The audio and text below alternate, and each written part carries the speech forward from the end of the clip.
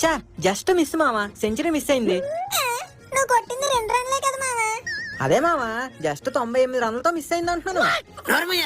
నీ వల్ల నాకు బెట్ట బొక్క. ఓవర్కి 2 రన్లు కొట్టాలరా, ఒక్క బాల్ అయినా ముట్టావా? రెండో ఓవర్ దింపమంటే లాస్ట్ ఓవర్ దింపారు. బాల్ టచ్ లేకుండా ఎవడు కొడతాడు?